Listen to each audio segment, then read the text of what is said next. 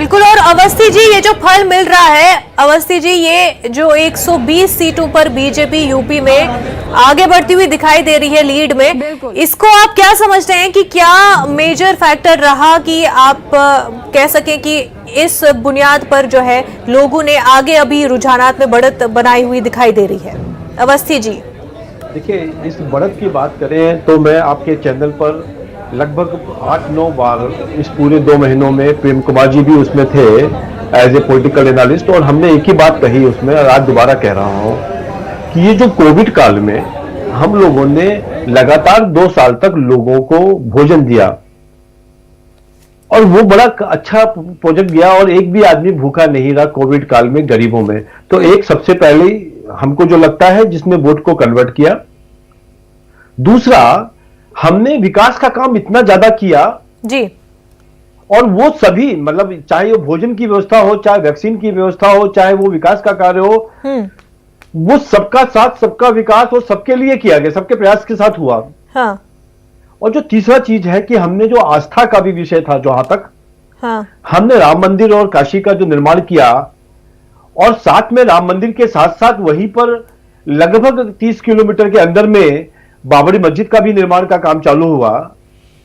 इससे लोगों को लगा, और आप देखिए कि रुझान में हम बहुत सारे मुस्लिम बहुल्य क्षेत्रों में रहा मैं, और रुझान में आप देखिएगा और रिजल्ट में भी आप देखिएगा, उस समाज के बहुत सारी महिलाओं ने आगे बढ़कर हमको वोट दिया है।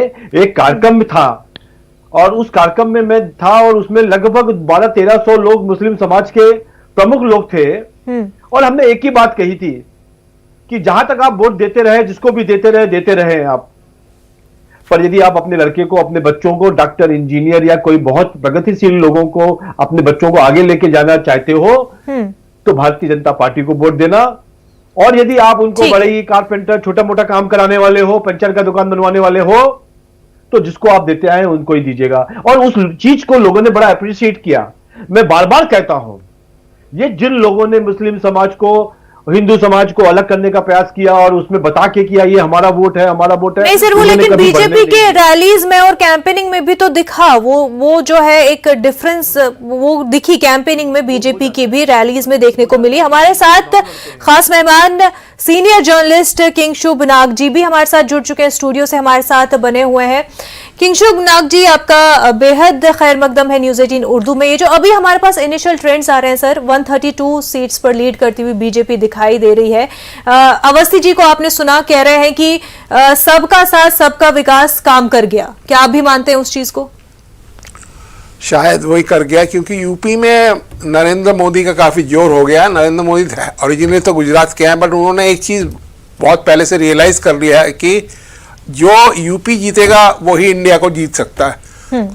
देयरफॉर वो गुजरात में थे, पर वो आके यूपी में बैठ गए और यूपी पे फोकस किया, इसलिए वो उनका काफ़ी ग्रोथ हो रहा है। तो आप कह रहे हैं कि एक बार फिर यूपी में मोदी फैक्टर चला है? हाँ, मैं यही बोल रहा हूँ, मोदी फैक्टर चला है यूपी में। तो जो हमने पहले देखा था सर, पहले के चुनाव में 2017 की जब हम बात करते हैं तो तब जो है चेहरा नहीं था, लेकिन फिर एक चेहरा बनकर योगी उभर आए। तो क्या वो फैक्टर नहीं चला यूपी में? देखिए, योगी जूनियर लेवल के हैं, मोदी बहुत सीनियर लेवल के हैं। योगी बाबरी मस्जिद, मुस्लिम्स एटसेट्रा के बारे में बात करते हैं, मोदी बड़े बड़े चीज़ों की बात करते हैं, डेवलपमेंट, ह्यूमन डेवलपमेंट, लोगों का कैसे विकास हो, कैसे उनको एम्प्लॉयमेंट मिले, ये